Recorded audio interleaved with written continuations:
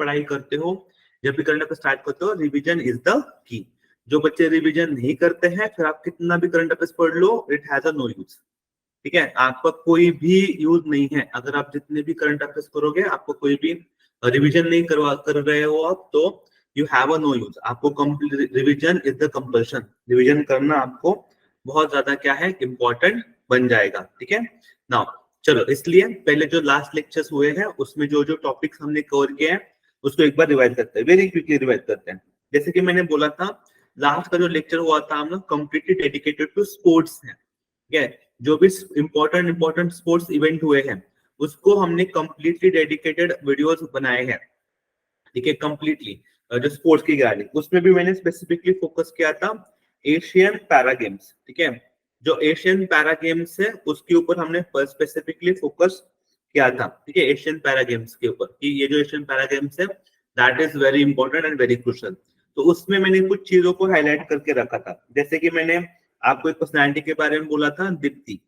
ठीक है, अगर आपको याद होगा तो। ठीक है, दीप्ति जो थी उनको जो है has own a gold medal. उनको गोल्ड मेडल मिला था। किस में गोल्ड मेडल मिला था? तो 400 T20 इवेंट में। मतलब क्या है, जैसे running event, 400 metre running event, तो उसमें उनको कितना रनिंग का उनका टाइमिंग भी मैंने आपको बताया था कि that is nothing but 56 point, ठीक है, 56.69, ठीक है, 56.69 सेकेंड वो उनका टाइमिंग उन्होंने रिकॉर्ड किया था। This one of the highest record, ठीक है, जो उन्होंने विन किया है। ठीक है, इसी के साथ साथ फिर मैंने आपको प्राची यादव जी के बारे में बोला था कि प्राची यादव भी इंपॉर्टेंट पर्सनैलिटी है, उनको भी गोल्ड ही मिला है। ठीक है, और उनका जो स्पोर्ट्स इवेंट है जिसमें she has won this gold medal, ठीक है, that is nothing but your canoe. ये canoe is one of the sports event जिसमें उन्होंने क्या किया है, गोल्ड मेडल जीता है। ठीक है, प्राची यादव, वो भी आपको याद करना है। ठीक है, तो ये सारे स्पोर्ट्स रिगार्डिंग इंपॉर्टेंट सवाल थे जो हमने किए थे। लेकिन इसके साथ साथ मैंने आपको एक इंपॉर्टेंट चीज बताई थी लास्ट लेक्चर में, दैट इज नथिंग बट कि जो भी हमारे इंपॉर्टेंट डायरेक्टर है जनरल है, उनके बारे में हमने डिस्कशन किया था। डिस आर्मामेंट एक वीक होता है, जैसे बोलते हैं United Nation disarmament week. ठीक है, disarmament week, United Nation disarmament week, मतलब जो भी आर्मी है, ठीक है, इंपॉर्टेंट आर्मीज है, उनका जो डिस आर्मामेंट करना है वीक, मतलब दुनिया में पीस एस्टैब्लिश हो, कोई भी बंदा, कोई भी देश ज्यादा वेपनाइजेशन ना करे, उसके लिए होता है इवेंट डिसआर्मामेंट वीक। तो ये वीक क्या था? तो 24 अक्टूबर से लेके आगे पूरा एक वीक, 24 अक्टूबर स्टार्ट होता है, आगे तक चलता है। ठीक है, तो ये वीक हम सेलिब्रेट किए हैं। ठीक है, कब सेलिब्रेट करते हैं, सवाल आपको एग्जाम में पूछते हैं वो लोग। यू हैव टू रिमेंबर कि 24 अक्टूबर को हम ये मनाते हैं। ठीक है, again that is very important to know you. तो ये जो सारी चीजें हैं, प्लस मैंने आपको 3 इंपॉर्टेंट प्रोजेक्ट बताए थे जिसको आपको याद करना है एट वेरी क्विक करेंगे। पुश पोर्टल किसके सेक्टर के रिगार्डिंग है? तो पावर सेक्टर के रिगार्डिंग है। ठीक है, मिनिस्टर ऑफ पावर का पोर्टल है। क्या है, कैसे, मैंने समझाया ऑलरेडी। उसके बाद में समझाया था Tejas is a indigenous aircraft carrier, इसके बारे में बोला था। इसकी रेंज हमने बताई थी आपको 3200 किलोमीटर की इसकी रेंज मैंने बोली थी। ठीक है, again that is very crucial, very important. उसके बाद में समझाया था प्रधानमंत्री मातृवंदन योजना, प्रधानमंत्री मातृवंदन योजना, इसके बारे में मैंने बोला था। मातृवंदन योजना के बारे में मैंने बोला था। ये योजना स्पेसिफिकली क्या है? इस योजना में टोटल आपको 5,000 रुपए मिलने वाले हैं। ठीक है, जो भी प्रेग्नेंट फीमेल्स है, लैक्टेटिंग मदर्स है, उनको, ठीक है, 5,000 रुपीज यहाँ पे क्या होने वाला है, प्रॉफिट होने वाला है फॉर दोस फीमेल्स। ठीक है, नाउ तो that is again very important and very crucial, प्रधानमंत्री मातृवंदन योजना के बारे में। तो ये भी मैंने लास्ट टाइम लेक्चर में डिस्कस किया है। ठीक है, अब देखो, जो भी बच्चे हैं जो लास्ट टाइम के लेक्चर में नहीं थे या तो उन्होंने मिस किया videos, please do watch those videos. ठीक है, जो भी मैंने अभी बोला है सारे टॉपिक्स मैंने उस पर्टिकुलर वीडियो में इन डिटेल आपको एक्सप्लेन किए हैं। ठीक है, चलो अब आज का सेशन स्टार्ट करते हैं। आज के लेक्चर में, आज के लेक्चर अगेन है, जैसे मैंने बोला कि बहुत ज्यादा क्रूशियल एंड इंपॉर्टेंट है। पहला सवाल आपके सामने पेश होने जा रहा है, वेरी केयरफुली रीड करो। देखो, सवाल को अच्छे से रीड करना सीखो। देखो, पहला सवाल क्या है, विच सिटी, कौन सा वो सिटी है, हैज बीन डिक्लेयर्ड, क्या डिक्लेयर हुआ इसमें, as a winner of US national, ठीक है, US national Gatka championship, the first ever American national championship of the popular Sikh martial art, जो भी सिख मार्शल आर्ट है, ठीक है, उसके regarding this particular championship associated है. This is first ever American national championship of the popular Sikh martial art. आपको बताना है कि कौन सी सिटी है, that city has declared as a winner for this particular championship. ठीक है, अब पहली बात समझो कि ये पर्टिकुलर चैंपियनशिप किसके रिगार्डिंग है या फिर क्या है. ठीक है, एट वेरी इंपॉर्टेंट थिंग, ये जो चैंपियनशिप है कहाँ पे होती है? मोस्ट ऑफ द टाइम ये जो चैंपियनशिप है, ये this championship held at gurdwara. कोई भी एक पर्टिकुलर सिटी, वहां पे जो गुरुद्वारा होता है, ठीक है, वहां पे पर्टिकुलर ये होती है. ठीक है, नाउ अब यहाँ पर क्या होगा कि जो भी सिक्स पर्सन है या फिर जो सिख मार्शल आर्ट है, ठीक है, उस सिख मार्शल आर्ट्स के बारे में वहां पे चैंपियनशिप खेली जाएगी. और ये पर्टिकुलर चैंपियनशिप अगर आप देखोगे तो वो has been declared as a winner. जो न्यूयॉर्क सिटी है, that New York city has been declared as a winner. ठीक है, अब पर्टिकुलर इस चैंपियनशिप के बारे में बात करोगे तो मैंने यहाँ पर स्पेसिफिकली आपके लिए वहां पे रखा है इसके रिगार्डिंग. ठीक है, the champion is attend by more than 100 players of a different age groups from a various part of the country. ठीक है, और कहाँ पे हुआ ये? It's held at a gurdwara in Queens, that is New York. New York city में जो गुरुद्वारा है वहां पर दिस हैज बीन अटेंडेड. ठीक है, and you just remember New York city जो है, New York city they have own this particular awards. ठीक है, जो चैंपियनशिप है उन्होंने जीता है. Very important, very special. ठीक है, चलो आगे बढ़ते हैं. ठीक है, अब बिफोर आई मूविंग अहेड, यहाँ पे जिक्र हो रहा है पंजाब का. ठीक है, लेट्स से गुरुद्वारा तो हमारे दिमाग में आते हैं पंजाब. ठीक है, सो इफ यहाँ पे अगर पंजाब का जिक्र हो रहा है तो कुछ चीजें मैं बस यहाँ पे हाईलाइट करना चाहता हूँ, which is started by the Punjab government. जैसे एक बड़ा फेमस इंपॉर्टेंट प्रोग्राम है जो आपको याद रखना है. एक राइट होता है, right to walk. Right to walk अभी बहुत ज्यादा न्यूज में भी था. तो अगर सिंपल एग्जाम पूछते हैं कि right to walk given to the citizens by which of the following state, कौन सा स्टेट इज इंडिया है? तो that is given by the Punjab. ठीक है, अब तो first need to be aware what is right to walk. Right to walk क्या है पहले वो समझो. राइट टू वॉक में क्या है ना कि जो भी फुटपाथ होते हैं वहां पर आपको चलने की आजादी होनी चाहिए. You should get a proper space जहां पर कोई भी दुकान वाला, कोई थैले वाला कुछ नहीं करेगा. स्पेशली यहाँ पर जो हाईवेज होते हैं, ठीक है, जो भी स्टेट हाईवेज होंगे, ठीक है, तो उस स्टेट हाईवेज के ऊपर भी the footpath is going to be construct by the Punjab government, ताकि जो लोग हैं अच्छे से वहां पे जो ट्रैक है उसका इस्तेमाल कर सके. तो पंजाब गवर्नमेंट के कारण ये जो इंपॉर्टेंट चीज थी आपको याद रखनी है. सिमिलरली पंजाब गवर्नमेंट ने अभी भी फिलहाल एक इंपॉर्टेंट स्कीम लॉन्च की है, दैट इज रिगार्डिंग ड्रग्स. ठीक है, ड्रग्स के रिगार्डिंग. तो आपको लगता है नो ड्रग्स या फिर zero drugs, I can say zero drugs, उसके रिगार्डिंग किस स्टेट गवर्नमेंट लॉन्च किया? तो that has been launch by the Punjab government, जहां पर जीरो ड्रग्स के बारे में हम बातचीत कर रहे हैं. ठीक है, तो पंजाब गवर्नमेंट ने ये पर्टिकुलर लॉन्च किया है. ठीक है, तो इस चीज को भी आपको क्या करना है, याद रखना है. ठीक है, now again this is very crucial thing जो आपको क्या करना है, याद रखना है, स्पेसिफिकली फोकस में रहना है. ठीक है, चलो दैट्स ग्रेट. ठीक है, ये जो चीजें हैं ये इसको याद रखना है. जैसे मैंने अभी गुरुद्वारे के बारे में बात कर रहा था तो मुझे जस्ट पंजाब याद आ गया. You just need to be remember this particular thing. ठीक है, चलो आगे बढ़ते हैं. ये सवाल, ये ना पहले ना आप आराम से समझो इस सवाल को, बहुत इंपॉर्टेंट वेरी क्रुशियल सवाल है. भारत और कौन सा वो देश है जिन्होंने मिलके दे हैव रीलॉन्च, देखो यहाँ पे they have relaunch, what they have relaunch, economic and technological cooperation agreement negotiation. जो भी इकोनॉमिक एंड टेक्नोलॉजिकल कोऑपरेशन के रिगार्डिंग जो भी नेगोशिएशंस होंगे वो भारत और किस कंट्री के बीच में रीलॉन्च हुए हैं. ठीक है, थोड़ा ना इस चीज को समझो कि टेक्नोलॉजी के बारे में बातचीत चल रही है, इकोनॉमिक कोऑपरेशन की रिगार्डिंग बातचीत चल रही है. तो इनमें से ऐसा कौन सा कंट्री है जो आर द वन जिसके साथ इंडिया इंटरेस्टेड तो होगा economic and technological cooperation agreement करने में? पहले तो ये समझो. You have option like Maldives, Bhutan, Sri Lanka and Thailand. तो पहले वो ही समझ लो आप. देखो फॉर एग्जांपल यहाँ पे मालदीव्स है. ठीक है, अब रिसेंटली मैंने बोला था कि मालदीव्स में रिसेंटली इलेक्शंस हुए हैं और उनके जो प्रेसिडेंट अभी चुन के आए हैं they are very dangerous person. They have very anti views against the India can say Myanmar के. ठीक है, तो लेस चांस की म्यांमार के साथ ऐसा कुछ प्रोग्राम हम करेंगे, तो वेरी लेस चांस. ठीक है, now because the president was the anti India. Now it come to Bhutan. अब Bhutan is a very important country for us, no doubt about it.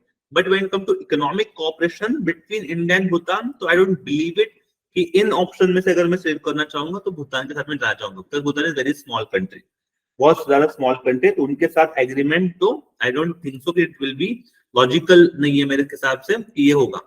Now we have a two thing, अब you have a Thailand and you have a Sri Lanka, ठीक है, तो इन दोनों के साथ में से यहाँ पे कंफ्यूजन हो सकता है, तो majority time I will suggest यहाँ पर आप 50-50 कर सकते हो, लेकिन हाँ what should be specific answer, remember this is between India and Sri Lanka.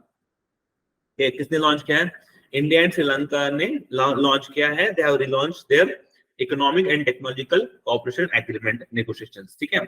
अब यहाँ पर ना और एक चीज समझो आप, ठीक है, वन मोर थिंग जो आपको फोकस करके समझनी है कि अभी भी एक न्यूज है regarding both of this country, Sri Lanka plus Thailand, दोनों के रिगार्डिंग है।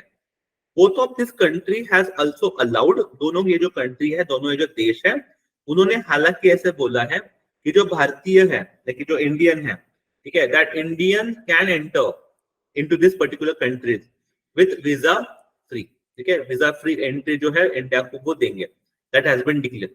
हाँ, अब मैं यहाँ पर बस ऐड कर लूं, ठीक है, जो लाइक श्रीलंका है, थाईलैंड है, उन्होंने बोला तो है, even Vietnam are saying the same thing, लेकिन हाँ उसके अलग अलग कंडीशंस उन्होंने बताई है। जैसे फॉर एग्जांपल श्रीलंका का visa free entry let's say for 6 महीने का है, एग्जांपल दे रहा हूँ, जैसे 6 महीने का है, तो थाईलैंड ने बोला है कि हाँ नेक्स्ट 3 मंथ का ओपनिंग है, तो 3 मंथ का वाला, इट्स नॉट कि परमानेंट उन्होंने वीजा फ्री एंट्री दे रखी है, तो वो अलग चीज है, ठीक है। अगर एग्जाम में पूछते हैं कि भाई किसने दी थी अभी रिसेंट में, तो विदाउट आस्किंग द ड्यूरेशन, तो यू हैव टू रिमेंबर कि Sri Lanka and Thailand is one of the country. क्यों ये क्यों हो रहे हैं, क्यों दे रहे हैं, because you need to be remember, अभी ना एक ऑर्गेनाइजेशन का नाम है, ठीक है, दैट इज बिम्स्टेक, ठीक है, बिम्स्टेक ऑर्गेनाइजेशन है। ये बिम्स्टेक ऑर्गेनाइजेशन के अंतर्गत ये डिसीजन हुआ था कि जो भी बिम्स्टेक कंट्रीज है, मतलब बिम्स्टेक कंट्री मतलब यहाँ पर कौन सी कंट्री है, जहां पर आपके श्रीलंका है, इंडिया है, बांग्लादेश है, सारे जो यहाँ पर बे ऑफ बंगाल, जहां पर आपको आता है बे ऑफ बंगाल नॉर्मल जहां पर टच होता है, जिन देशों को टच होता है, तो उनके बे ऑफ बंगाल के इर्द गिर्द वाले सारी कंट्रीज आती है इसमें। Yeah, you also have a Singapore and Thailand also part of this, लेकिन बिम्स्टेक वाला, ठीक है। नाउ तो यहाँ पर उन्होंने वेरी स्पेसिफिकली मेंशन दैट कि हाँ, तो बिम्स्टेक कंट्री में क्या हुआ था, इन्होंने डिक्लेरेशन बोला था कि सारे बिम्स्टेक कंट्री क्या करेंगे, वीजा फ्री एंट्री दे देंगे एक दूसरे को, ये भी यहाँ पे बातचीत चल रही थी। तो उसी के तहत श्रीलंका ने, थाईलैंड ने, और अभी वियतनाम भी बातचीत चल रही है कि वियतनाम भी क्या कर देगा, वीजा फ्री एंट्री दे देगा इंडियंस को। तो ये भी इसी रीजन से भी ये दोनों देश अभी क्या थे, हालांकि न्यूज में थे, तो आपको वो भी एक अपडेशन पता होना चाहिए, ठीक है। नाउ तो किसके साथ रिलॉन्च किया है, economic and technological cooperation agreement by India, तो this has been launched by the Sri Lanka, India and Sri Lanka ने लॉन्च किया है।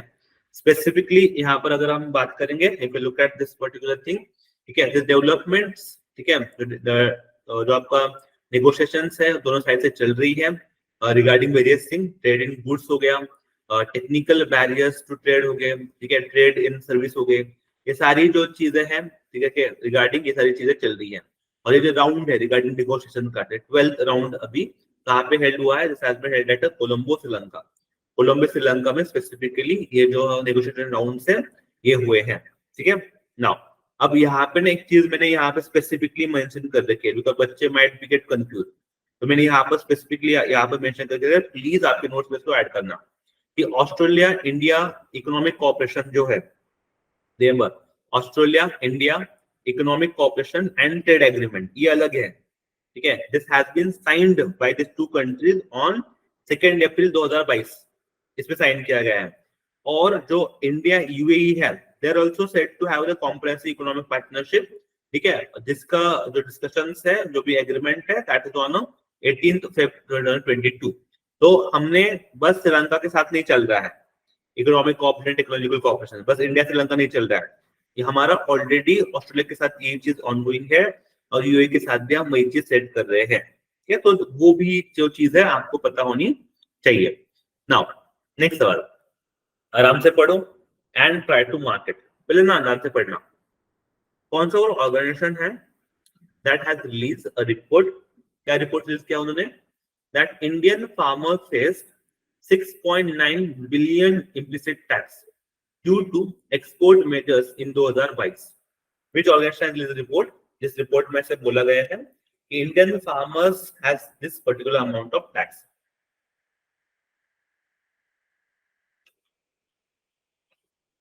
जो भी हमने एक्सपोर्ट मेजर्स लिए हैं उसके रिगार्डिंग इतना सारा टैक्स लिया है, ठीक है। अब देखो थोड़ा सा लॉजिकल सोचो, लॉजिकल सोचो, ज्यादा दिमाग मत लगाना, लॉजिकल सोचना, ठीक है। देखो सबसे पहले ये बहुत सारे लोगों को लाइक नाबार्ड तो पता है, National Agriculture Rural Development Bank of India, it is NABARD. NABARD का ये फंक्शन है नहीं है, because NABARD will not go to in that much, वो डेवलपमेंट का काम करेगा, एग्री को सपोर्ट करेगा, कितना एक्सपोर्ट हो रहा है मेजर हो रहा है वो नहीं करेगा, that's not possible. Now now we go to World Bank, ठीक है, आईएमएफ एंड ओईसीडी। अब व्हाट इज ओईसीडी, बहुत लोगों को ये भी नहीं पता होगा कि ओईसीडी क्या है, और उनके लिए ओईसीडी में ऑर्गेनाइजेशन, एक ऑर्गेनाइजेशन है, Organisation for Economic cooperation and Development, Organisation for Economic cooperation and Development, that is OECD. तो अभी आप देखोगे you have three option in front of you. IMF generally agriculture से डील नहीं करेगा, आईएमएफ अगर डील करता भी है तो वो फाइनेंशियल क्राइसिस आते हैं किसी देश में तो वहां पे आईएमएफ चला जाता है, most of the time IMF का रिपोर्ट होते हैं regarding with the economy, it's not going to focus. देखो यहाँ पे स्पेसिफिक फोकस हो रहा है फार्मर्स के ऊपर, ठीक है, फार्मर्स के ऊपर, तो आईएमएफ स्पेसिफिक इंडियन फार्मर्स के लिए नहीं रिपोर्ट निकालेगा, वो निकालेगा तो पूरा इंडियन इकोनॉमी के लिए निकालेगा, ठीक है। तो ये भी अगर लॉजिकल से आप कर सकते हो तो ये भी आप डिलीट कर सकते हो। Now you left with the two things, that is OECD and world bank, ये दोनों आपके पास बच गए। नाउ इनमें से यू नीड टू सिलेक्ट, ठीक है। So if you want to select between this two, remember what is your correct answer, your correct answer is OECD. तो बहुत लोगों ने हमें पहली बार सुना होगा कि ओईसीडी के बारे में, ठीक है, जैसे ऑर्गेनाइजेशन। देखो तो व्हाट आई कैन से, अगर पहली बार सुना है तो कुछ फैक्ट्स आपको बता रहा हूँ ओईसीडी के, इसको पहले लिख लेना, कहीं पे भी लिख लो, ठीक है। पहले तो फुल फॉर्म जिसको पहली बार सुना है, Organisation for Economic cooperation and Development, Organisation for Economic Corporation and Development, that is OECD. इसका एस्टैब्लिशमेंट जो है ओईसीडी का वो 14 दिसंबर 1960 का है, ये पहली बात याद कर लेना, ठीक है। नाउ इसको किसने एस्टैब्लिश किया गया था, तो प्राइमरली जो है वो यूरोपियन यूनियन इसमें इंपॉर्टेंट है, European union, US government, European union हो गया, यूएस गवर्नमेंट हो गया, प्लस आपके कैसे कनाडा, कनाडा भी एक था इसमें, ठीक है, आई रिमेम्बर। इसके हेडक्वार्टर आपको मिलेंगे, ये तो यूरोपियन यूनियन इंपॉर्टेंट है, तो हेडक्वार्टर कहाँ मिलते हैं इसके, पेरिस फ्रांस में, ठीक है। हेडक्वार्टर कहाँ मिलेंगे आपको, इसके पेरिस एंड फ्रांस में मिलेंगे। और ये वो बॉडी है जो स्पेसिफिकली फोकस करती है इकोनॉमी के हर सेक्टर के ऊपर, हर एंगल के ऊपर, ठीक है। नाउ अब यस, तो अब जो भी इकोनॉमी है उसको डेवलपमेंट का प्राइमरी उसका मेन मोटिव है, ठीक है। अब देखो इसका पर्टिकुलर एक रिपोर्ट आया था, उस रिपोर्ट में उन्होंने बोला था कि जो भी इंडियन फार्मर्स है उनको ओईसीडी के अंतर्गत इतना जो है इम्प्लिसिट टैक्स ड्यू जो है फॉर एक्सपोर्ट मेजर्स के कारण फेस करना पड़ रहा है, ठीक है, that you need to be remember. उसके बारे में मैंने यहाँ पे स्पेसिफिकली मेंशन भी कर रखा है, ठीक है, कि जो टैक्स रिजल्ट है, जो टैक्स किसके रिजल्ट है, this tax was result of, किसका रिजल्ट ऑफ है, तो एक्सपोर्ट बैंस हो गए, ड्यूटीज हो गए, परमिट इंपोज हो गए on various community, like including wheat भी हो गया, राइस भी हो गया, ठीक है। तो उसके कारण क्या हो रहा है, तो ओवरऑल जो चीजें हो रही है, जो कि ओवरऑल उनको टैक्स इम्प्लिसिट टैक्स हो रहा है, तो वो कितना क्या हो रहा है, 619 डॉलर बिलियन डॉलर को लॉस हो रहा है, ठीक है। नाउ ये जो ओईसीडी है, अब ओईसीडी में देखो कितने लोग आते हैं, जैसे फाउंडिंग आई टोल्ड यू कि फाउंडिंग में तो कौन है, यूरोपियन नेशन है, यूरोपियन यूनियन है आपके, USA and Canada, that is founding, ठीक है। उनको छोड़ के और भी लोग हैं, कितने लोग हैं वहां पर, 38 कंट्रीज आती हैं, ठीक है। It's the international organisation of 38 countries, ठीक है, which committed to the democracy and market economy, ठीक है। जो डेमोक्रेसी एंड मार्केट इकोनॉमी है उनको उसको मेंटेन करके रखना है, उनको उसको चलाना है, ठीक है। And that's why they are the very much crucial and very much important. देखो अब जो पहली बार बच्चे सुन रहे हैं तो उनके लिए मैंने ओईसीडी को प्रॉपर्ली बताया है, ठीक है। जो ओईसीडी जो है प्राइमरली ये सारी चीजों को काम करेगा। इससे ओईसीडी का ना एक बड़ा फेमस होता है, OECD has a so called black list Nations, ठीक है। That this black list nation किसको बोलते हैं, दिस अनकोऑपरेटिव टैक्स हेवंस। बहुत बार क्या होता है, कुछ कंपनियां क्या करते हैं, टैक्स हेवन में जाके पैसे, मतलब ऐसे प्लेसेस, टैक्स हेवन का मतलब होता है दुनिया के ऐसे प्लेसेस जहां पर जाके आप टैक्स को हाइड कर सकते हो, ठीक है, टैक्स हेवन कंट्रीज। तो ये ओईसीडी जो होती है वो टैक्स हेवन बोलती है, जो ब्लैकलिस्ट करती है उन देशों को जो कि एक टैक्स हेवन है, ठीक है। नाउ इंडिया, तो इंडिया इसका है क्या, तो India is one of the non member economy, ठीक है, with which OECD has working relationship in addition to its member country. हम उसके पर्टिकुलर पार्ट नहीं है, लेकिन हाँ हमारा अच्छा रिलेशनशिप है ओईसीडी देशों के साथ। I hope you are getting the things. आगे बढ़ते हैं। Now this is again very important सवाल। ये I can say one of the asked question, one of the question. Before I will move ahead, कोई भी डिस्कशन करने से पहले मैं सबसे पहले कॉमन क्वेश्चन पूछता हूँ सबसे कि whether GST is a direct tax और इनडायरेक्ट टैक्स। पहले ये बताओ मुझे, जीएसटी जो है एक डायरेक्ट टैक्स है या इनडायरेक्ट टैक्स है? ठीक है, यही सबसे पहले एक्सप्लेन करो मुझे। तो यहाँ पे I will like to mention you कि जो जीएसटी है आपका is one of the indirect tax. वो बहुत लोग कंफ्यूज करते हैं, मुझे आपको बोलते हैं डायरेक्ट टैक्स है, नहीं इनडायरेक्ट सर्विस है वो। ठीक है, ऑन सर्विस के ऊपर आपको लगता है, if you do not consume the service तो आपको टैक्स नहीं लगेगा। आप टैक्स कब लगता है? When you are consuming it. देखिए जब आप उसको कंज्यूम करेंगे तभी तो टैक्स लगेगा। तो GST what you need to be remember this now. अब जो जीएसटी है उसका कलेक्शन कितना है अक्टूबर 2023 का? ठीक है, लेटेस्ट वाला कलेक्शन बताओ अभी कितना कलेक्शन हुआ है। देखो this is has been a record, ये आपको पता करना होगा। ठीक है, ये रिकॉर्ड आपको याद रखना है। दिस रिकॉर्ड इसलिए 1.72 लाख करोड़। समझो what I am trying to tell you, 1.72 lakh crore is your GST collection. इतना एक मंथ का बोल रहा हूं मैं, यहाँ पे मेंशन है, it's I am talking about a month. I'm not talking about any year, I'm not talking about anything, I'm talking about month। ठीक है, इतना पर्टिकुलर जीएसटी कलेक्शन हमें मिलता है। ठीक है, अब if you look at this, why I am saying you this is important to know, because this is one of the highest. One of the highest जैसे अक्टूबर इज कितने से increase, देखो इंक्रीज बाय 13.4%। ठीक है, और कितना बना है? ठीक है, 1,72,000 करोड़, जिसे मैंने बोला ऐसे हम बोल सकते हैं 1 पॉइंट, जो हमने अभी लिखा था 1,72,000 and crore. This is the second highest ever. हमने एक time I didn't remember exact amount, हम ना अप्रॉक्स लाइक 1,80,000 के ऊपर भी चले गए थे उस टाइम। ठीक है, तो वो भी हमारा है। ठीक है, तो वो भी आपको याद करना पड़ेगा। ठीक है, GST collection in April is all time high. April का जो ऑल टाइम हाई था as I told you, so if you look at this almost 19,495 crore, okay, which is more than next highest collection is a 1,67,540 crore in April 2022। ठीक है, October is your second highest. ठीक है, next only to the April 2023 का। Now ये GST collection आते हैं, exam पूछते हैं, बट आई कैन से व्हाट आई कैन से वेरी डायनेमिक क्वेश्चन है, मतलब वेरी ना स्टैटिक है, तो भूल जाते हैं हम लोग, भूल जाते हैं। तो हमेशा अब जो बच्चे एसबीआई पीओ के लिए जा रहे हैं या फिर जो बच्चे अभी रिसेंट जो मेंस है उसको जा रहे हैं, ठीक है, तो उनके लिए डाटा बहुत इंपॉर्टेंट बन जाता है, because we are talking about nearly जो 1 पॉइंट अभी रिसेंटली डाटा है वही डाटा है आपका। तो उसी डाटा अब नेक्स्ट जो नवंबर का डाटा है वो तो आया नहीं होगा, तो अक्टूबर का डाटा आपके लिए क्या बन जाता है? क्रूशियल। ठीक है, नाउ दैट्स ग्रेट। थोड़ा आगे बढ़ते हैं। According to the rating agency, एक रेटिंग एजेंसी है CRISIL, India will spend nearly, ठीक है, कितना?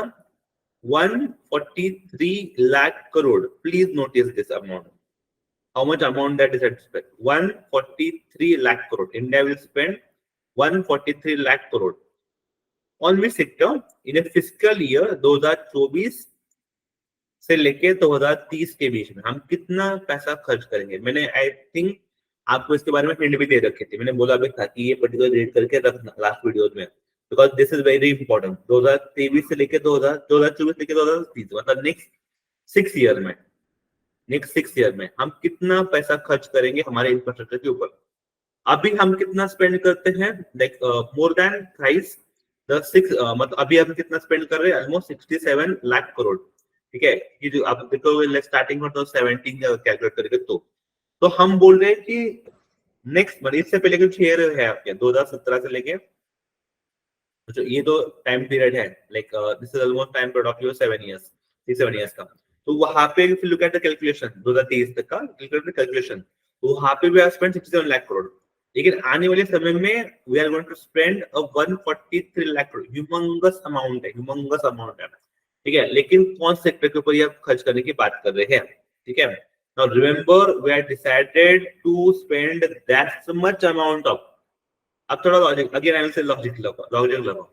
देखो एग्रीकल्चर सेक्टर के ऊपर तो इतना अमाउंट खर्च नहीं कर सकते हैं, वो तो फॉर श्योर है। दैट इज फॉर श्योर, इतना अमाउंट एग्रीकल्चर में स्पेंड नहीं करेंगे। Left solar sector, health sector, not even solar sector, solar sector के ऊपर इतना अमाउंट की जरूरत नहीं है सोलर सेक्टर के ऊपर, ठीक है। Now you left with in दोनों में से हेल्थ एंड इंफ्रास्ट्रक्चर, दोनों में सोचोगे तो remember what is the most important thing है जिसको खर्च कर सकते हैं हम, that is infrastructure sector. Infrastructure के ऊपर हम इतनी बड़ी एक ह्यूमंगस अमाउंट स्पेंड करने का डिसाइड कर रहे हैं for this particular 6 year, in this particular 6 year, ठीक है।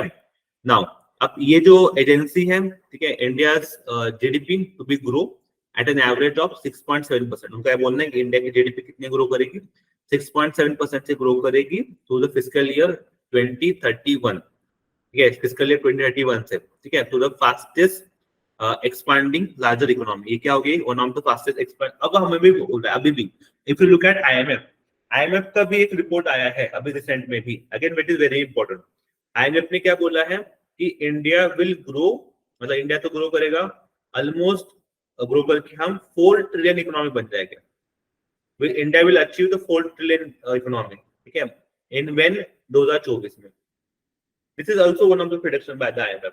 तो ये है ना कि पूरी दुनिया स्लोडाउन में है, पूरी दुनिया खच्चर बनी पड़ी है, और लेकिन हमारा देश क्या कर रहा है, ग्रो कर रहा है। And one of the reason that why we are so much ahead of the world, ठीक है ना। आगे बढ़ते हैं, अगेन वेरी इंपॉर्टेंट सवाल है ये ना, पहले सवाल समझो आराम से, बहुत लोगों को अभी सवाल ही नहीं समझेगा कि which city is the host by India and US 2+2 meeting in 2023 में। देखो व्हाट इज 2+2, पहले वही समझ लो 2+2 क्या होता है। एग्जाम्पल के लिए बात कर रहा हूं मैं, लेट्स से इंडिया है एंड यूएस है, ठीक है। तो इंडिया के साइड से कौन आएगा आपको, जैसे इंडिया के साइड से यू हैव लेट्स से आपके फॉरेन मिनिस्टर, भारत में भारत के फॉरेन मिनिस्टर आएंगे। तो यूएस के साइड से भी कौन आएगा, उनके जो भी काउंटर पार्ट होंगे, ठीक है, वहां पे फॉरेन सेक्रेटरी होते, तो लेट्स से फॉरेन सेक्रेटरी तो उनके भी foreign minister same counter part. India के डिफेंस मिनिस्टर, ठीक है, तो उनके भी डिफेंस मिनिस्टर। तो दो लोग इंडिया से आएंगे, दो लोग यूएस से आएंगे, और ये दोनों लोग इकट्ठा आके किसी एक पर्टिकुलर टॉपिक के ऊपर, जैसे जो भी उनके टॉपिक डिस्कस होंगे, they are going to have a dialogue. क्या डायलॉग होगा, कुछ होगा वो छोड़, they are going to have a dialogue, they are going to have a discussion. दोनों ये देश क्या करेंगे मिलके, they are going to have a discussion, दोनों मिलके क्या करेंगे, डिस्कशन करेंगे, ठीक है। तो अब ये जो डिस्कशन होगा वो किस तरीके से होगा, जो डिस्कशन होने वाला है वो किस तरीके से डिस्कशन होने वाला है, व्हाट डू यू थिंक। तो अलग अलग डिस्कशन होते हैं, और इंडिया यूएस ने ना ये स्टार्ट ही किया था, इंडिया यूएस ने तो फर्स्ट इंडिया जो स्टार्ट किया था, कब स्टार्ट किया था, 2018 में, 2018 में दे दो दोस्त कम टुगेदर। अभी ये जो डायलॉग है 2+2 का, ऐसे सिर्फ हम यूएस के साथ करते हैं क्या, तो बिल्कुल नहीं, अभी और देश भी है, फॉर एग्जाम्पल ऑस्ट्रेलिया हो गया, इंडिया ऑस्ट्रेलिया भी 2+2 डायलॉग करते हैं, इंडिया यूके हो गया, ठीक है, they are also going to 2+2 dialogue. Then we have Japan, they are also have 2+2 dialogues. Then you have let's say Russia, you have Russia, so Russia and India also have a 2+2 dialogues, ठीक है। US जैसे मैं बोला, US तो है ही है, तो we'll have this particular mechanism with this much amount of a country। तो ये जो कंट्रीज है इनके साथ मिलकर हम 2+2 मीटिंग करते हैं, ताकि कॉम्प्रहेंसिव हाई लेवल मीटिंग हो फॉर दैट पर्टिकुलर फील्ड, और लोगों को जो है आराम से जो है नॉलेज हो, अपडेटेड नॉलेज उनको मिले, ठीक है। आपको बस मुझे इतना बताना है कि कौन से सिटी में अभी जो, हालांकि जो हुआ है इंडिया यूएस अलग हुआ है, 2+2 मीटिंग हुई है 2023 में, तो कौन सी सिटी में हुई है इनमें से, ठीक है। Just think, take a breath, ये थोड़ा सा सोचो इसके बारे में, and then tell me the correct answer, कहाँ पे हुआ है, ठीक है। रिमेंबर दिस पर्टिकुलर इंसिडेंट या फिर दिस पर्टिकुलर इवेंट जो है आपका, वो हुआ है था मेरे हमारे प्यारे भारत में, और हमारे प्यारे भारत में कहाँ पे, न्यू दिल्ली। कहाँ पे वो पर्टिकुलर इवेंट आपका, न्यू दिल्ली में हुआ है। इसलिए मैंने यहाँ पे पर्टिकुलर मेंशन भी करके रखा है कि जैसे मैंने बोलता हूँ कि जैसे इंडिया के हमारे भी उनके डिफेंस सेक्रेटरी होते हैं, उनके सेक्रेटरी ऑफ स्टेट मतलब क्या, उनका फॉरेन मिनिस्टर ही है वो, ठीक है। डिफेंस सेक्रेटरी मतलब अपना मिनिस्टर ऑफ डिफेंस वाला है, ठीक है।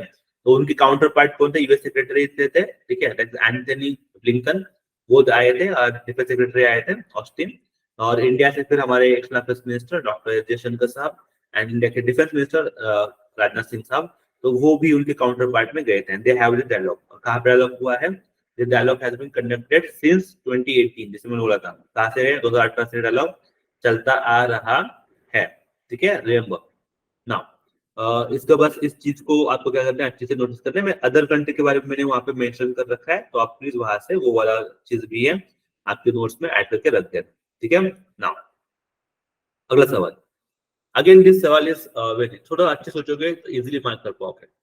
India will surpass the Japan and to become a second largest economy in the world और in the Asia by 2030। If you look at the world, तो वर्ल्ड में तो हम थर्ड लार्जेस्ट बन जाएंगे। ठीक है, देखो एक बात समझो, India is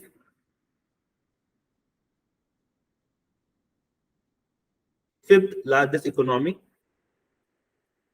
fifth largest economy in terms of GDP.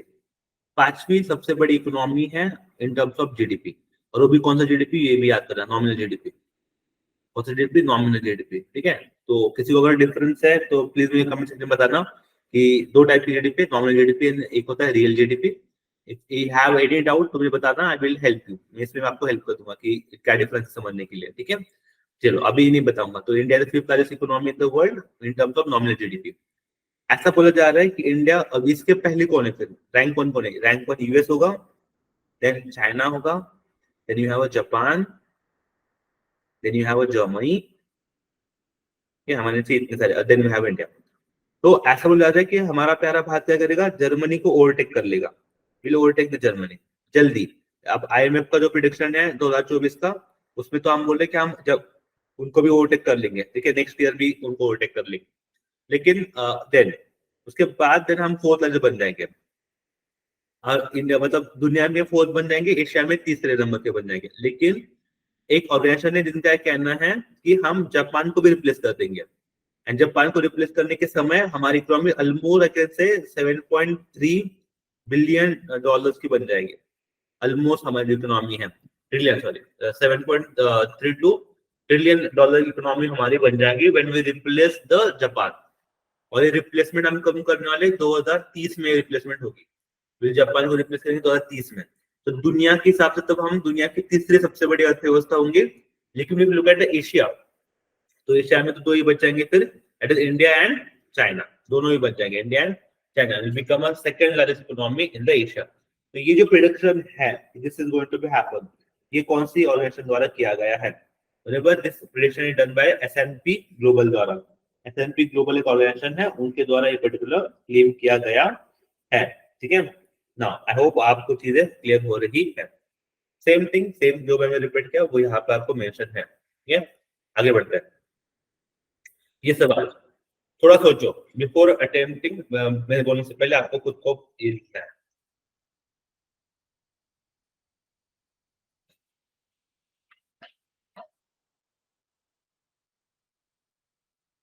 Bharat ने, मैंने पहले भारत ने एक एमओयू साइन किया है। What is MOU? Memorandum of understanding sign किया है। किस देश के साथ? India sign MOU with which country? To strengthen the existing educational cooperation between two countries। Educational cooperation बढ़ाने के लिए किस देश के साथ हमने कैसे एमओयू साइन किए हैं?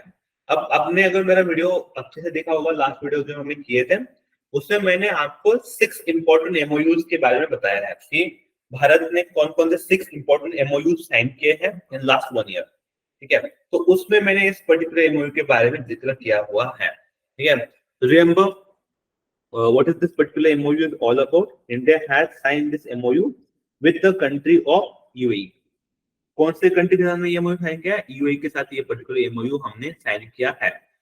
अब इसको याद करने के लिए दो मैं फैक्ट आपको यहाँ पे याद दिलाता हूँ, जिसके कारण आपको हेल्प हो जाएगा। ठीक है, देखो इंडिया ने क्या किया है, we have a sign one, मतलब जो हमारी आईआईटी दिल्ली है, आईआईटी दिल्ली है, तो आईआईटी दिल्ली ने क्या किया हमारे, if you remember, IIT Delhi ने अपना एक कैंपस ओपन किया है। they have opened one campus outside the country। और कैंपस आउटसाइड द कंट्री उन्होंने कहा पे ओपन किया है, तो यूएई में ही ओपन किया है। ठीक है, तो अगर आप इस फैक्ट को अवेयर हो तो ऐसा समझ लें कि ये जो फिर किस लिए हो रहा है, एजुकेशनल कॉर्पोरेशन, तो strengthen the existing educational corporation के लिए अंतर्गत ये हो रहा है। ऐसा बस आप समझ सकते हो। ठीक है, which is very important. Then ये आपको याद रखना पड़ेगा। अगर इस तरीके से अगर फैक्ट लगा के याद करते हो तो आपको याद हो जाएगा वेरी इजी। ठीक है, now yes that's why education type हमने क्या करनी है, स्ट्रेंथन करनी है। और UAE is again one of the very important देश है हमारे लिए। ठीक है, चलो आगे बढ़ते हैं। ठीक है, अब ये अच्छे से बोलो, पढ़ने के बाद कुछ समझ में नहीं आएगा। That I am damn sure, मुझे तो पक्का श्योर है, लेकिन take a 5 second and mark your correct answer. जो भी समझ में आ रहा है थिंक एंड मार्क।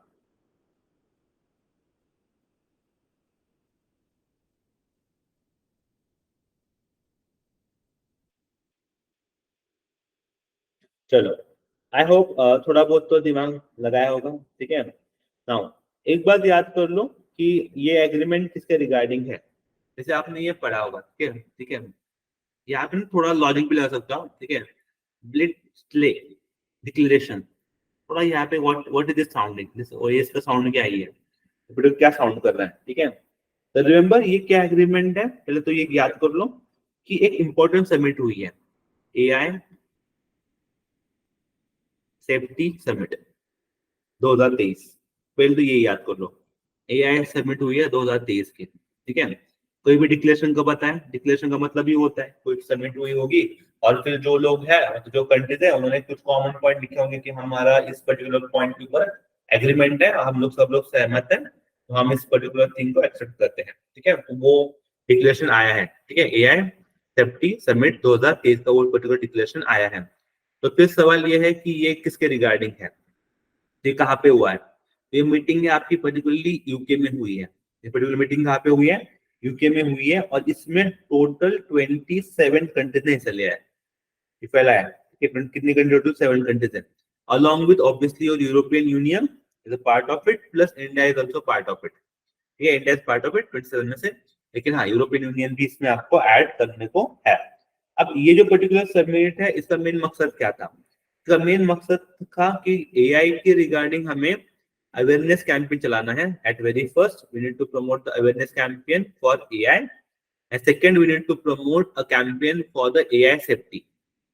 ठीक है, मतलब एआई का जब हम इस्तेमाल कर रहे हैं तो we need to be take care कि भाई एआई का इस्तेमाल ज्यादा हो गया, किसी ने अगर गलत तरीके से एआई का इस्तेमाल कर लिया तो बहुत ज्यादा बड़ी चीज हो सकती है। जैसे अभी आपने रिसेंटली इंडिया में देखा होगा, जो लोग क्या कर रहे हैं, जो बड़े बड़े एक्ट्रेस हैं, जो फीमेल एक्ट्रेस हैं, उनकी कुछ मीम बना रहे हैं, तो उनका एआई टूल इस्तेमाल करके अलग अलग मीम बना रहे हैं, विच is very dangerous and which is very against the like policy privacy के अगेंस्ट है। ठीक है, तो ये सारी चीजें जो है किसके रिगार्डिंग है, आपके this declaration is regarding with the AI safety के रिगार्डिंग है।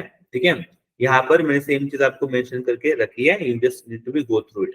ठीक है, यस, तो हाँ, फुट ब्रेकिंग द सेंटेंस। ठीक है, बेस्टली भाग। ठीक है, ये एग्रीमेंट याद करना, agreement is a pledge. Agreement क्या आपका, एग्रीमेंट इज एक प्लेज है, किसके लिए है, to work together to access the risk associated with AI. ठीक है, we need to access the risk associated with the AI, इसके एआई के रिगार्डिंग जो भी रिस्क है उसको भी क्या करना है, हमें असिस्ट करना, एक्सेस करना है। ठीक है, बस ये चीज जो आपको आराम से याद रखना पड़ेगा। ठीक है, now next, what is the name of national public procurement portal of India. Bharat का जो नेशनल पब्लिक प्रोक्योरमेंट है पोर्टल है, उसका नाम क्या है। बहुत सिंपल सवाल है। ठीक है, लेकिन हाँ, आई एम डैम श्योर सवाल सिंपल है, लेकिन बहुत सारे लोगों को पता नहीं होगा। आई एम डैम श्योर। ठीक है, देखो पहले समझते हैं सवाल क्या है। भारत गवर्नमेंट का एक बड़ा इंपॉर्टेंट प्लेटफॉर्म है, वेरी इंपॉर्टेंट ना, that is government e market, government e market portal. ठीक है, बहुत लोगों ने कंफ्यूज करके मार्क किया होगा नमो पोर्टल, आई एम श्योर, लेकिन ऐसा कुछ नहीं है, it is not NaMo portal, it's government e market portal. कौन सा, गवर्नमेंट ई मार्केट पोर्टल।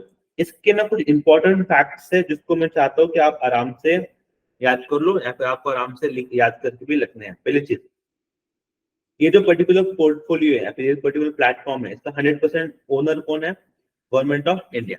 ठीक है, if I want to show you कि गवर्नमेंट ई मार्केट प्लेस जो है यहाँ पर 100% गवर्नमेंट ओन है, ये पहली बात तो यही है। इसका मेन मकसद क्या है, it's a public procurement portal. ठीक है, ये जो प्रोक्योरमेंट पोर्टल है, ठीक है, इसके जो सीईओ है, देखिए उनका नाम पे मैंने पीके सिंह, उनके क्या है पर्टिकुलरली सीईओ है, and they said that the service procurement was just 3,069 crore rupees in this particular fiscal year. But if you look at the 2022-23 का fiscal year, वहाँ पे कितना procurement हुआ है? 65,957 crore. Imagine, humongous increase है. क्या increase है? इसका humongous increase है. ठीक है, अब ये क्या होता है, फिर ये भी समझ लो, ठीक है, ये पर्टिकुलर प्लेटफॉर्म क्या है? तो नेशनल एग्रीकल्चर मार्केट है, ई नाम सुना होगा इसके बारे में. It's nothing but online trading platform for agriculture communities in India. जो भी एग्रीकल्चर कम्युनिटीज है इंडिया की, वो क्या करेंगी? They will come to the e NAM and they will sell their products. They will sell their product on the e NAM. ठीक है, so that is the main purpose behind it कि जो भी buyers है, अब एक बात समझो, जो भी फार्मर है, जो भी ट्रेडर है एंड जो भी बायर है, तीनों के तीनों ना एक साथ मिलेंगे on online platform, trading platform, and they can do it.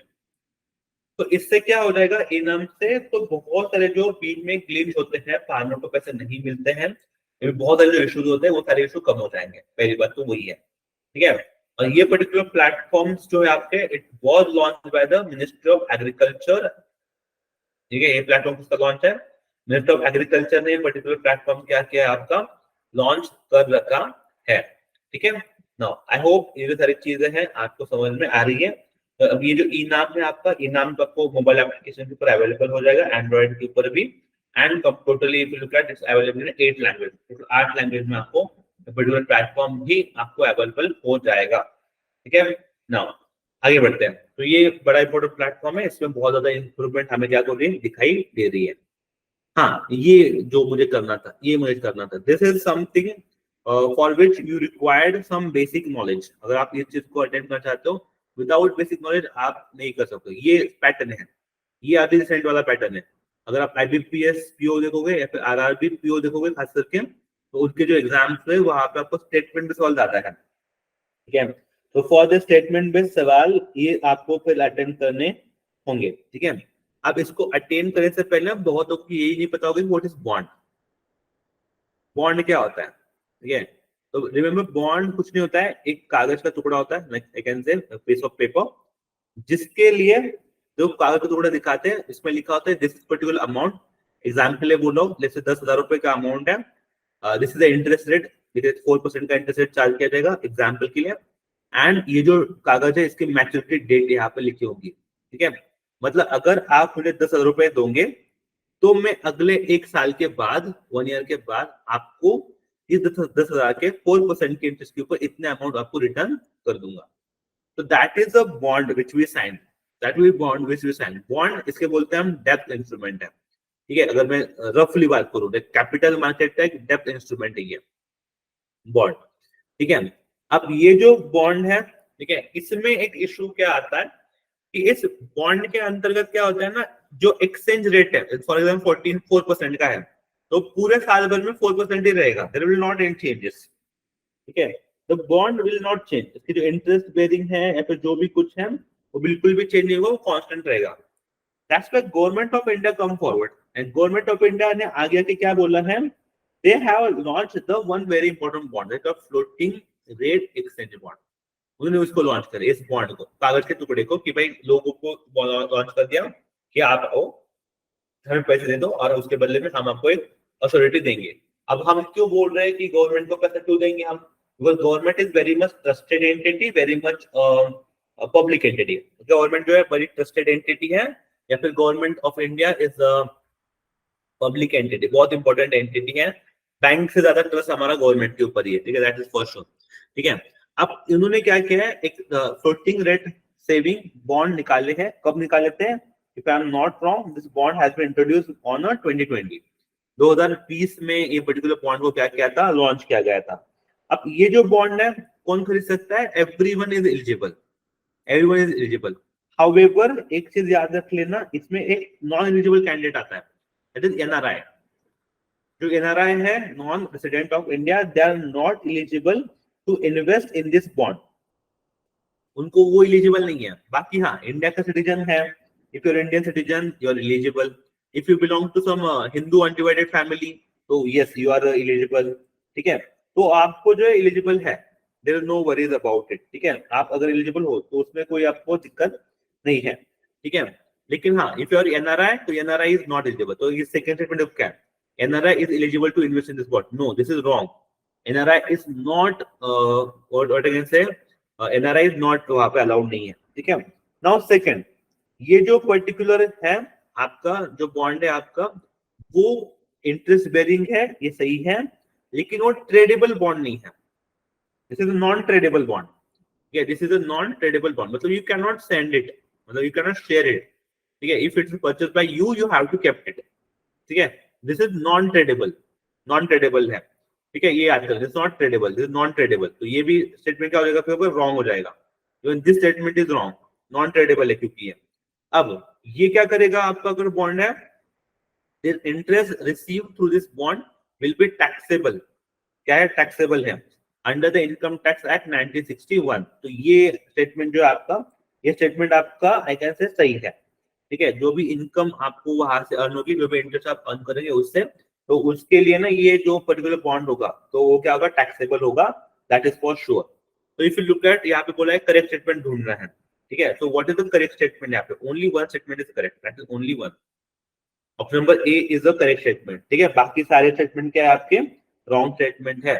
केवल और केवल ऑप्शन ए ही क्या है आपका करेक्ट स्टेटमेंट है। I hope you are getting the thing. ठीक है, नाउ अब ये भी बात याद कर लो, ये बात समझ लो, ये जो बॉन्ड होता है, इस बॉन्ड की वैल्यू कितनी रहेगी, कितने अमाउंट का ये बॉन्ड हो सकता है। तो मिनिमम ये बॉन्ड आपका होगा 1000 रुपीज का।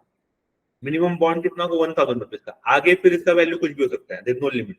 अपर लिमिट नहीं है, लेकिन मिनिमम लिमिट है। मतलब गवर्नमेंट ऑफ इंडिया बॉन्ड लेके आता है तो कम से कम आपको गवर्नमेंट ऑफ इंडिया को 1000 रुपए तो देने पड़ेंगे। बाकी maximum is not decided, maximum कितना भी हो सकता है। ठीक है, तो इसको याद कर लेना एक पर्टिकुलर कंसेप्ट की तरह। एग्जाम में अगर आता है इससे रिगार्डिंग, तो please do aware about all this thing.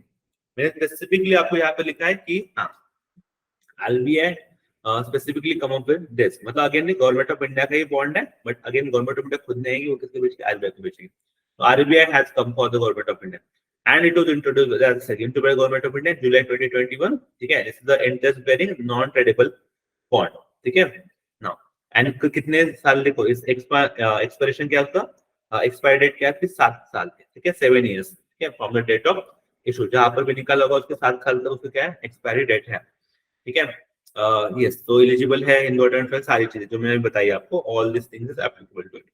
ठीक है, नाउ आगे बढ़ते हैं। Which company, okay, which country in India is the biggest trading partner during April to September in fiscal year 2023? जो fiscal year 2024 है, अप्रैल से लेकर सितंबर तक का, वहां पे भारत द्वारा किस देश के साथ सबसे ज्यादा ट्रेड किया है? Which is the biggest trading partner? India का कौन है in this particular financial year 2023-24 में? ऑप्शन आपके सामने है, चाइना, इजराइल, यूएसए, यूएई। कौन होगा इनमें से? रिमेंबर, मोस्ट इंडिया का सबसे ज्यादा ट्रेडिंग पार्टनर कौन बना है इस पर्टिकुलर ईयर में? US. USA is very trustable and very important partner बनके उभरा है। ठीक है, so you need to be remember, US has emerged as India's biggest trading partner during this particular financial year, April to September, this fiscal year। ठीक है, and US was the India's biggest trading partner in 2022-23 as well. पूरे साल भर के लिए भी था और अभी भी हमारे वही है। कितना ट्रेड हो रहा है? तो बायलैटरल ट्रेड जो इंडिया यूएस के बीच में, that has been if you look at around 59.67 billion dollar का हो रहा है। ठीक है, इन अप्रैल सितंबर 2023 के। ये जो सेम पीरियड में लास्ट ईयर का चेक करोगे तो लास्ट ईयर में तो उससे ज्यादा था, लास्ट ईयर में तो ज्यादा हो रहा था, इस साल इस कंपेरिजन में तो कम ही है, लेकिन फिर भी इंडिया में सबसे ज्यादा लार्जेस्ट ट्रेडिंग पार्टनर है। ठीक है, similarly if you look eight two way trade with India and China, दोनों साइड का देखोगे तो आल्सो डीप। अभी कितना है आपका 3.5 डीप पाया, तो मतलब कम हुआ है 3.56% से, and which is around 58.11 billion. लेकिन ना यहाँ पर एक बात समझो, हमारा दोनों में डिफरेंस है। चाइना के सामना 58.11 बिलियन का डॉलर कर रहे हैं, लेकिन we are at a trade deficit में है। मतलब चाइना को ना हम बहुत कम बेचते पाते हैं, चाइना हमें बहुत बेचता है, तो चाइना ज्यादा बेनिफिट करता है इस पर्टिकुलर ट्रेड में। लेकिन if you look at India US trade, तो India US trade is normally surplus होता है। सरप्लस होता है इसका मतलब क्या है, हम यूएस को ज्यादा बेच पाते हैं एज कम्पेयर टू यूएस हमें बेच रहा है। तो इस ट्रेड में हमें क्या होता है, ज्यादा बेनिफिट होता है एज कम्पेयर टू चाइना के साथ, तो डेफिसिट है। तो हम हमेशा कहते हैं कि यूएस से जो लीडिंग है हमारी वो आगे ग्रो करे, चाइना की लीडिंग कम भी होती है तो भी वी आर नो वरीज। ठीक है, सिमिलरली नेक्स्ट क्वेश्चन देखते हैं। Which country hosted the seventh edition of Future Investment Initiative?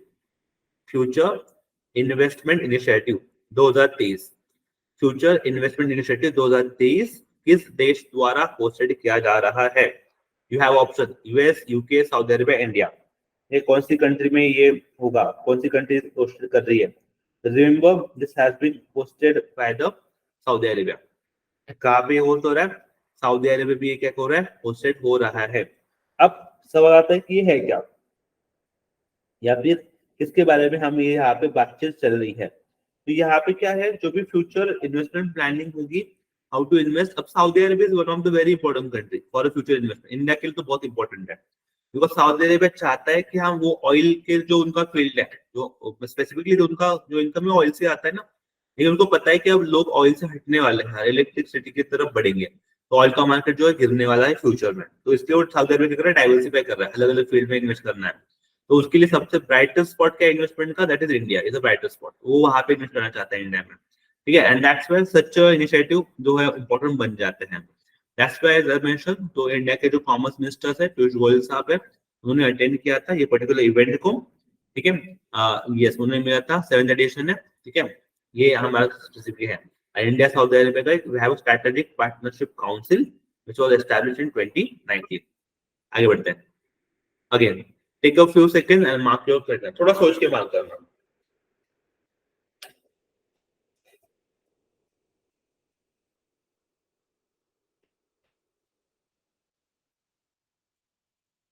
Yes, the Dordome has been awarded for awarded for with the title, और title है Best Tourism Village by United Nations.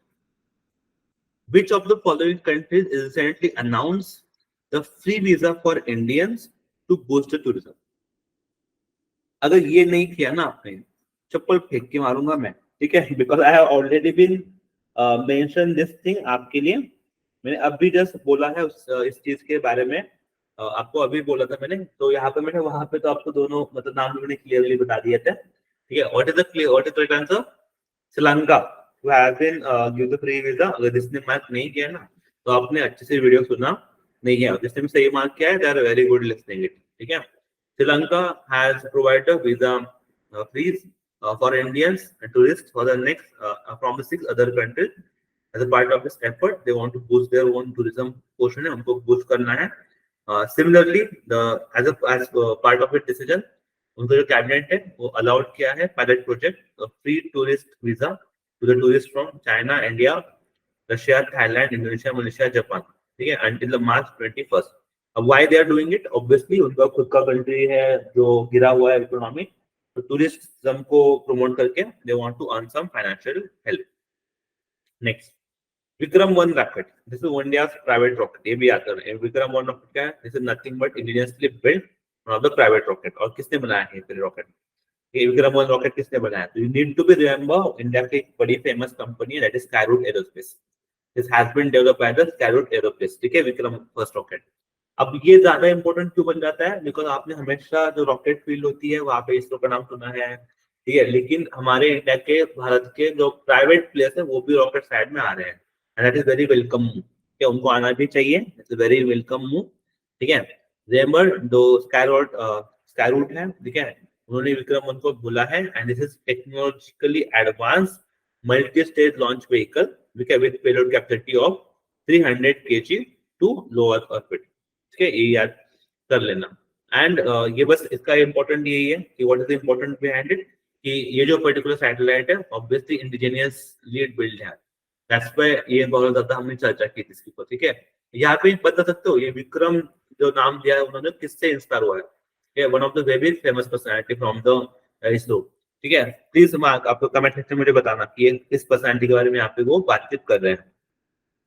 Now next, which bank has a partner with National E-Governance Service Limited to issue its inaugural electronic bank guarantee through its platform?